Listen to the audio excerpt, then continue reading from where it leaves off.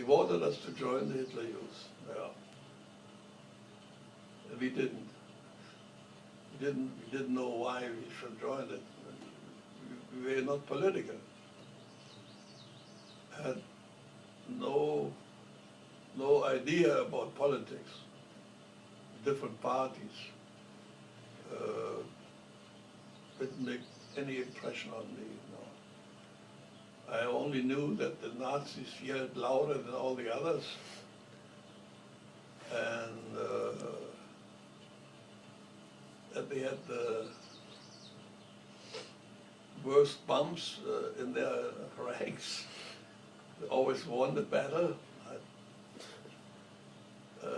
but didn't really want to have much to do with it because it wouldn't further my career, my own career anyway. And that was I was mostly not worried about, but concerned. Well, what shall I do? My father couldn't give me any advice, reasonable advice, what to do.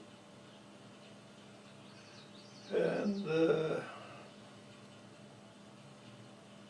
there was this pressure from my father that I should really go somehow into the workforce and not spend my life at the university, which he had no idea what it would do. And he was not from the stock of guys that are used to attend university. Well, a very small portion of the population could attend university or college in Germany. Not like today, that everybody and his brother hangs around at the college. And later on they have to pick up some trade anyway.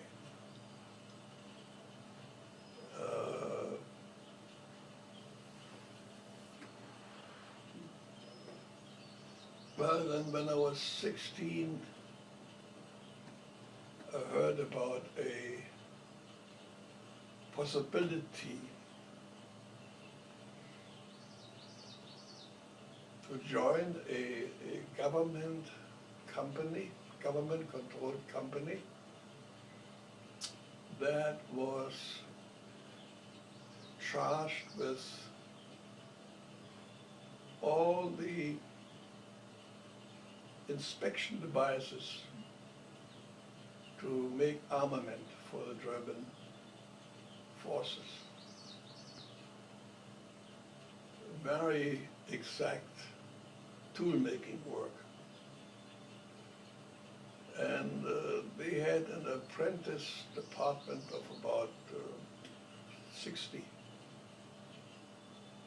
youths.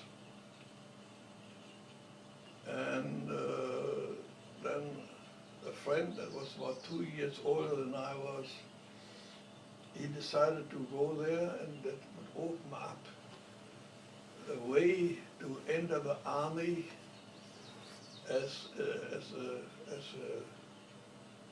some kind of officer responsible for the armament in a division or a regiment.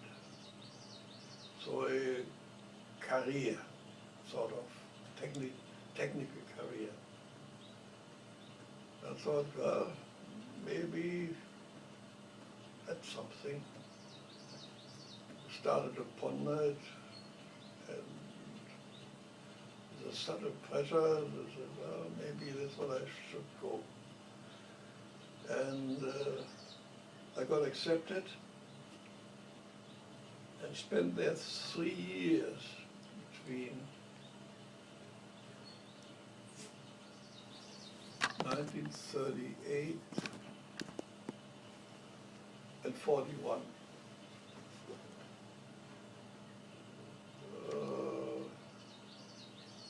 To learn tool making.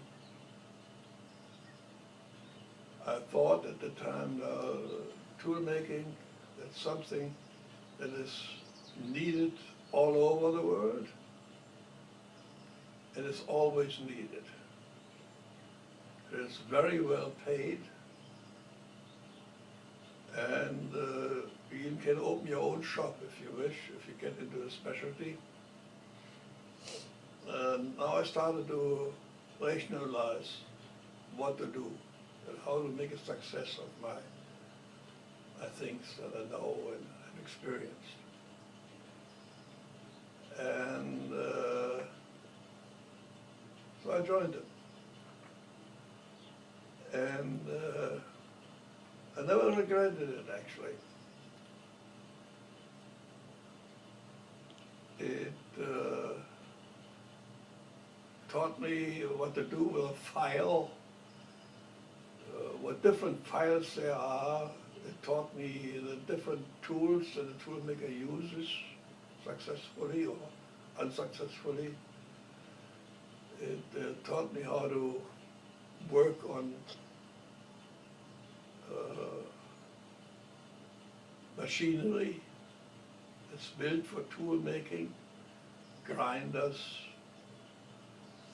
of different sorts, grind out objects, flat objects, milling machines, turning machines. I handled them all, and I made the most difficult things that there are. But after you go through an apprenticeship, you're not a real toolmaker yet.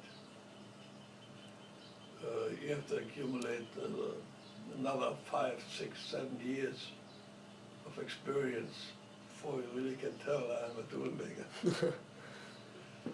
It's a very difficult thing to do. It takes a lot of guts and a lot of thought, more thought and also the facility to work with your hands, facility to organize your work, you know, which can make quite a difference between a good toolmaker and a bad one. And while I was doing that, I observed the uniformed guys that were amongst us, how they behaved. And from the uniformed people I've seen, army uniforms, I could tell that I don't want to be a member of the army. That's not my inclination. So during that time I decided I want to become an engineer, actually.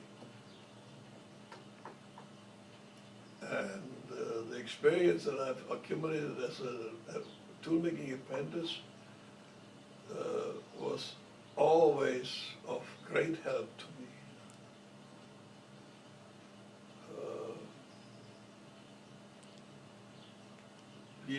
Particularly here in the United States. Actually worked with my hands here at the initial time in the United States. Of course, I didn't, when I started here, I hadn't worked on the bench for 10 years. But I picked it up again. Anyway, so that's where I started to organize sort of my life, because it was interrupted by the war. And which I did not believe it would happen.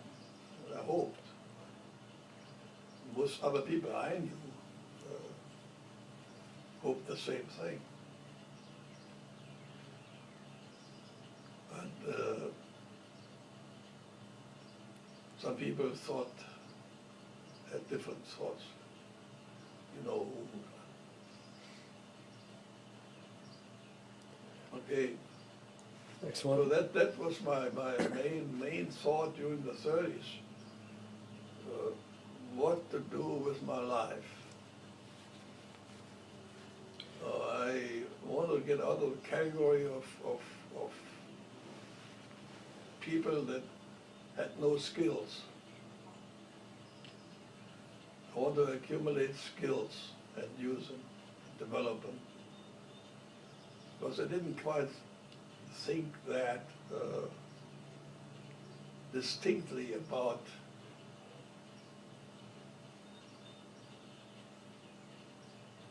why I made that choice. I thought about it. Among the possibilities, well, they had another possibility to become involved in insurance. There was a German insurance company that insured government employees. I don't know what they insured it against, neither did I care. So I applied, thought, well, that's a job. You learn about insurance. No, didn't know what kind of guy you have to be to work in insurance, no idea. And anyway, I applied. I felt the pressure, well, I have to do something, right? And I wrote a very nice letter, handwriting, didn't have typewriters or anything like that. It came back, I got rejected because I had 2 commas misplaced. They were lined out in red. 2 comma mistakes. That disqualified me. And I told myself, wow, you're lucky that they found that. I didn't want to really work there anymore. So that nitpicking, I'm not the guy.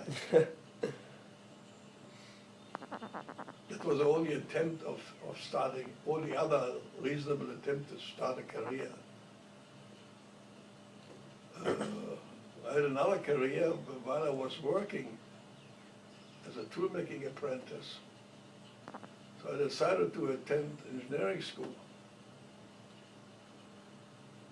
And, but you need money for that. At the time, you needed money.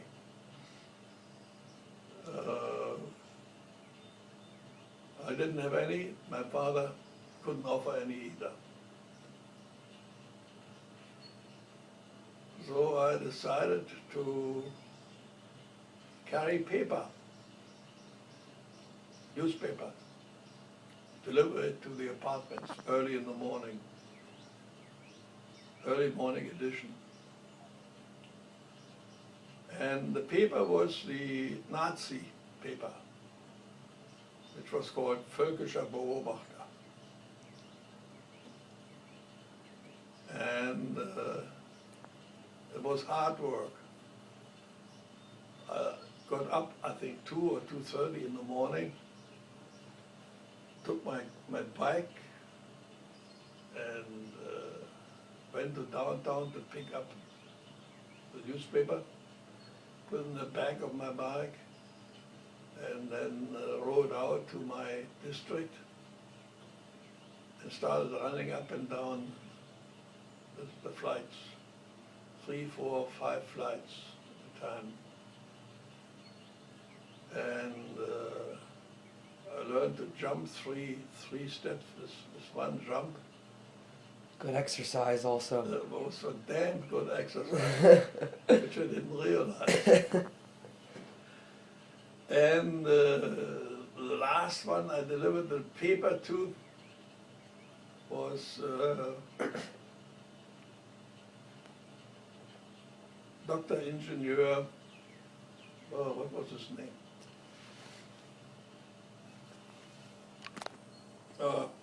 After a while I might find the name again. Just pop up. But years later, I found in Time magazine that some PhD, doctor and professor had received a Nobel Prize